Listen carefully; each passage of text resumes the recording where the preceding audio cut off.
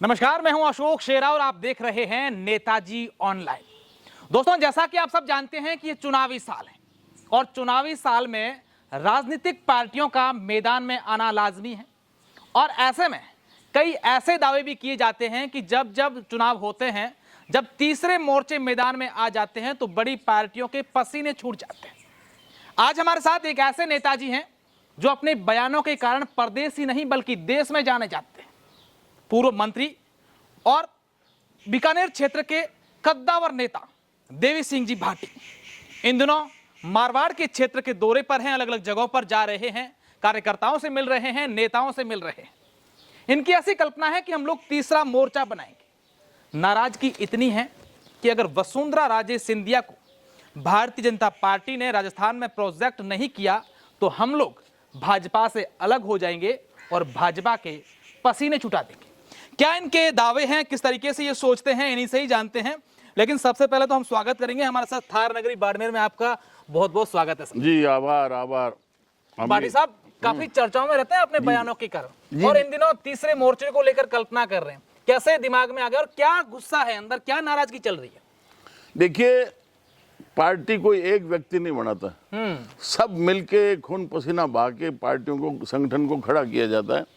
लेकिन हम काफी समय से देख रहे हैं कि जो कार्यकर्ता जमीन से जुड़ा हुआ है, जो सेकंड लाइन की, थर्ड लाइन की लीडरशिप है, उसको नकारा जा रहा है। सिर्फ आम लोगों को, समर्थकों को, कार्यकर्ता को सभाओं में और चुनाव में यूज किया जाता है और उसके बाद में छोड़ दिया जाता है। तो ये लोगों में बड़ी नाराजगी है कि आज के दिन मेरे कोई संकट आ जाए, मेरे कोई काम हो जाए, मैं जाऊं प्रदेश के अंदर तो किससे बात करूं? ना मेरी जान पहचान है, ना कभी वो जिले में आए। तो ये लोगों को लग रहा है कि आने वाला समय तो सिर्फ यही होगा, यूज एंड थ्रो।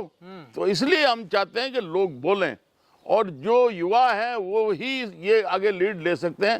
तो पुराने साथियों से भी मुलाकात हो रही है, उनसे बराबर चर्चा होती रही है और युवाओं को आगे करने के लिए, खड़ा करने के लिए। क्योंकि भाई साहब पूरे प्रदेश में आपके समर्थक हैं, लोग आपको चाहते भी हैं, लोग ये जानना चाहते हैं कि देवी सिंह जो भाटी हैं मारवाड़ के और मेवाड़ के क्षेत्र के दौरे पर निकले हैं, तीसरे मोर्चे की बात कर रहे हैं, क्या वो वाकई में तीसरा मोर्चा बनाना चाहते हैं या फिर उनको ये बात कि भी वसुंधरा राजे को प्रोजेक्ट करो ताकि हम लोग सब लोग एक साथ हो जाए? नहीं, दोनों बात साथ में कि अगर आप वसुंधरा जी को लीडरशिप के लिए प्रोजेक्ट करते हो तो हम साथ में, और वरना हम अलग से मोर्चा बनाएंगे। क्योंकि हमें पता है आने वाले समय में वहां कोई भी हमारे संभाग में, प्रदेश में सुनने वाला नहीं होगा। दिल्ली में तो किसके पास जाएं?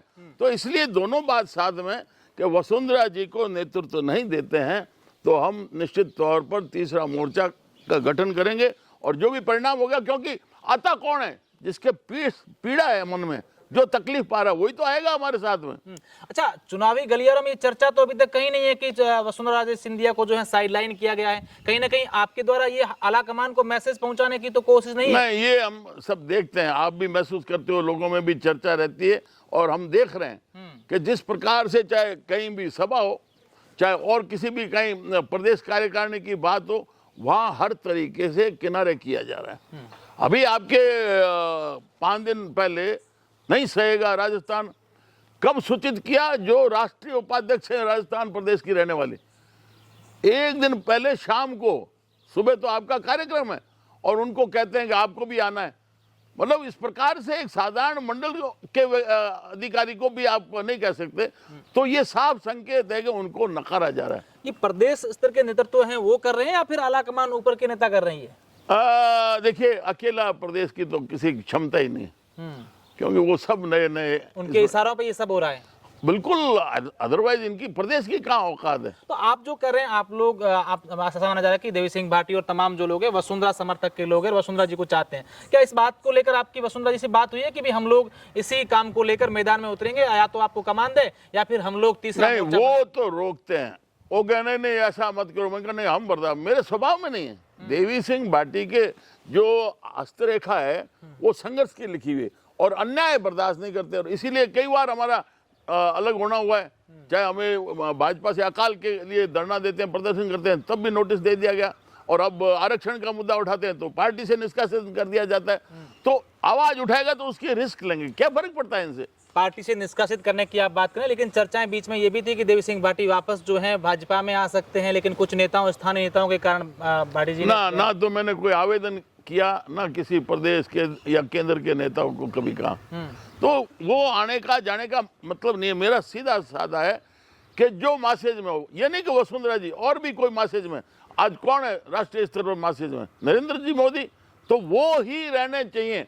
अगर आप प्रदेश में इस प्रकार से नकारोगे, आपके संगठन को नुकसान होगा। पर जो वहाँ जमीन से जुड़ा हुआ तहसील और जिले में बैठा है, उसको कौन पुचकारेगा? उसको कैसे अपना तो लगे कि ये संगठन हमारा है। अच्छा, आप लोग तीसरे मोर्चे की तो बात कर रहे हैं, आप कह रहे हैं कि हम मारवाड़ में जा रहे हैं, पाली, जालोर, जोधपुर, बाड़मेर भी आए हैं, लोग आपको सपोर्ट भी कर रहे हैं, तीसरे मोर्चे का समर्थन भी करते होंगे। क्या वसुंधरा जी इस बात को लेकर राजी है कि भाई हाँ, अगर मुझे भाजपा ने जो चाहिए वो नहीं दिया तो मैं आपके साथ आ जाऊँ? ना वो उसका वो जाने ना, आप चाहते हैं? मैं ना हम तो चाहते हैं जो इस प्रकार के हमारे पुराने साथी रहे और जो नई युवा पीढ़ी है उनको हम जोड़ें। वो अपना निर्णय खुद लेंगी, वो भी कोई कम नहीं है, उनका भी अच्छा एक्सपीरियंस है और काफ़ी सत्ता में भी रही है, विरोध में भी रही है। वो उनका तो मैं नहीं कह सकता, लेकिन और लोग सारे तैयार हैं, क्योंकि उनको लग रहा है कि हर तरीके से उनको काटा जा रहा है, तो इसलिए वो लोग तैयार हैं। वसुंधरा जी का आप खुद जाने। हालांकि आपके पास राजनीतिक तजुर्बा बहुत ज्यादा है, आपको लगता है कि वसुंधरा राजे के जो समर्थक हैं या उनके जो चाहने वाले लोग हैं, अगर उनको दरकिनार किया जाता है पार्टी इन चुनावों में, तो वो भाजपा से भी दरकिनार हो जाएंगे, उनके समर्थक भी? क्या करेंगे वो?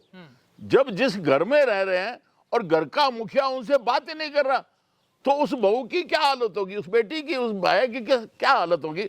तो वो भी चुपचाप बर्दाश्त नहीं करेंगे, उनको झंडा लेके बाहर निकलना पड़ेगा, क्योंकि पार्टी में रह रहे हैं, संघर्ष कर रहे हैं, आज से नहीं बरसों से कर रहे हैं, और उनसे आप बात ही नहीं करो, उनको आप साथ नहीं लाओ, आप उनको छाती नहीं लगाओ, तो घर छोड़ेंगे ना। अच्छा, भाजपा के जो प्रदेश स्तरीय नेता हैं वो कई बार बयान देते हैं कि हम सब लोग एकजुट हैं, ऐसा कुछ नहीं है, पार्टी किसी एक व्यक्ति के आधार पर नहीं चलती है, और पार्टी में कई बड़े नेता हैं, पार्टी तो सिर्फ कमल के निशान पर चलती है। क्या राजस्थान में भी ऐसा है, पार्टी कमल के देखिए, ऐसा कहने को तो वो कुछ भी कह दें, अभी राष्ट्रीय स्तर पर हम किसका चेहरा बताते हैं? संगठन की बात करते हैं कि नरेंद्र जी मोदी की? होता है कहीं भी आपकी चाहे बारात है तो उसमें दूल्हे का नाम तो आगे रखना पड़ेगा कि ये दूल्हा है, उसके बगैर कैसे चलेगा? तो ये जरूरी है कि आप संगठन का एक मुखिया आगे होगा।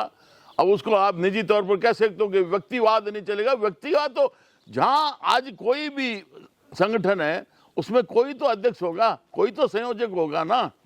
अच्छा, राजेंद्र राठौड़, गजेंद्र सिंह शेखावत, सतीश पूनिया, ओम बिरला, कई सारे नाम आ रहे हैं कि राजस्थान में इनको जो है बीजेपी प्रोजेक्ट कर सकती है। अगर ये करती है तो क्या लगता है कि भारतीय जनता पार्टी की सरकार बन पाएगी राजस्थान? आपने कभी सुना है, जो आपने नाम गिना है, कि ये आपका जिला छोड़ के अन्य संभागों में गए और हजारों की संख्या में लोग उलट के आ गए? कोई सुना है आपने? भाई जो जाएगा तभी तो पहचानेगा। इवन आप देखिए कि गांव में, अलग अलग गांव में आती है बस, वो बस के कंडक्टर और ड्राइवर को जानते हैं, क्योंकि उनसे मुलाकातें होती है। अब यहाँ जाओ ही नहीं, आप प्रदेश के नेता यूं हो गए, तो यूं नहीं चला करता उसे। फिर आज कहीं भी अन्य प्रदेशों में भी देख लो, जो इस प्रकार के लोग थोपे गए ना, वो ज्यादा नहीं चलते। अगर देवी सिंह भाटी को जरूरत पड़ी कि भाई हाँ, तीसरे मोर्चे के दौरान हमें विधानसभा क्षेत्रों में हमारे दावेदार उतारने पड़ेंगे, तो क्या लगता है कितने विधानसभा क्षेत्र आपने दिमाग में कल्पना कर रखी कि भाई वहाँ हम उतारेंगे, और क्या दूसरी पार्टियों से भी आपका अलायंस करेंगे? देखिए, मैं जा रहा हूँ, मेरे पहले से संवाद है और उन्हीं से मैं मिलूंगा। उसके बाद जो युवा हैं उनको भी मैं जोड़ूंगा, और वो सारे तैयार हैं। पर मैं अभी नाम नहीं गिना सकता कि कौन कौन आ रहे हैं, कैसे नहीं है। मैं बराबर अभी जोधपुर संभाग में मिलता हुआ आ रहा हूँ, नागौर से लेके आपके जोधपुर, पाली, सिरोही, जालोर, अब बाड़मेर आए, तो सबसे चर्चा हो रही है। आपको बारात में खाने के लिए बुलाते हैं तब भी निमंत्रण पर नहीं जाते, जिसके पीड़ा होगी वही आएगा ना। तो लोग तैयार बैठे हैं, मेरे कहने से कोई नहीं आएगा। कितने हैं पीड़ादार लोग? हर जगह, हर संभाग में बराबर। जब से मैंने ये कहा है तीसरे मोर्चे का, उसके बाद तो दिन भर फोन आते रहते हैं, चर्चा होती है। कोई ऐसे लोग भी होते हैं कि आपको गुप्त में फोन करेंगे, भाटी जी हम लोग आपके साथ हैं, आप अभी बात मत करना, नहीं तो हमारी कहीं टिकट नहीं कट जाए? हाँ, इक्के दुक्के ऐसे भी हैं। हाँ। वो है कि हम फ्रंट में नहीं आएंगे, पर्दे के पीछे से अलग अलग तरीके से लोग होते हैं। और कई जो है वो कलेजा फाड़ के खुले निकलते हैं, राख लगा के। कई पार्टियों का भी न्योता आया होगा आपके पास कि आप तो हमारे पास आ जाओ, या ऐसे लोगों से मैं, ये जो अचानक आते हैं, अपना कोई निजी कोई स्वार्थ होता है उसके लिए पार्टी खड़े करेंगे, उनसे मैं बात नहीं करता। अच्छा, आपने एक बयान दिया किसी मीडिया संस्थान को कि जो तीसरे मोर्चे बनते हैं वो स्वार्थी मोर्चे हैं, हमारा मोर्चा ऐसा नहीं होगा। क्या आपका मोर्चा कैसा होगा? देखिए, मेरे कहने से मेरा रंग गोरा पीला केसर जैसा तो नहीं हो जाएगा, लोग देखेंगे वही तो मानेंगे। हमने जो हमारी जब तक की यह राजनीतिक जो हमारी यात्रा है उसमें एक भी आरोप लगा दो, अंगुली उठा दो। हमने सामाजिक न्याय मंच बनाया, सब 36 कौम को एक जाजम पर बैठा के संघर्ष किया और हमने वो एक बड़ी लड़ाई जो आरक्षित को संरक्षण और उपेक्षित को आरक्षण देके सामाजिक न्याय मंच का गठन किया और 50 हमने उम्मीदवार लड़े और 6.5% वोट लिए प्रदेश के अंदर। तो अंगुली उठा दो कोई, हमारी कार्यशैली खुली किताब है, इसलिए वो लोग हम तो जोड़ेंगे। जोड़ना उसी को है कि जो पार्टी से जुड़े उसकी छवि हो, उसका ईमानदारी, उसकी निष्ठा, उसका कार्यशैली जो लोगों के बीच में पॉपुलर हो, जिसके लिए अंगुली उठती हो, जिसके काला छींटा लगा हुआ है, वो हमारे नजदीक नहीं आएगा। अच्छा भाटी जी, मेरा आखिरी सवाल है, तीसरे मोर्चे को लेकर आश्वस्त हैं कि भाई हाँ, या तो वसुंधरा जी को बीजेपी में लाओ या फिर तीसरा मोर्चा तय है? बिल्कुल यही कह के हम तो राख लगा के निकले हैं। जिसने राख लगा ली उसकी क्या आप जागीर छीनोगे, क्या आप उसकी थानेदारी छीनोगे? हम तो राख लगा के निकलते, परिणामों की चिंता नहीं करते। निश्चित रूप से देवी सिंह भाटी ने, जिनका साफ तौर पर कहना है कि हम तो चुनावी मैदान में निकल चुके हैं, या तो भाजपा वसुंधरा जी को प्रोजेक्ट करें तो हम भाजपा के साथ हैं, अन्यथा हमारा तीसरे मोर्चे को लेकर हम लोग अडिग हैं। बहुत बहुत शुक्रिया, धन्यवाद।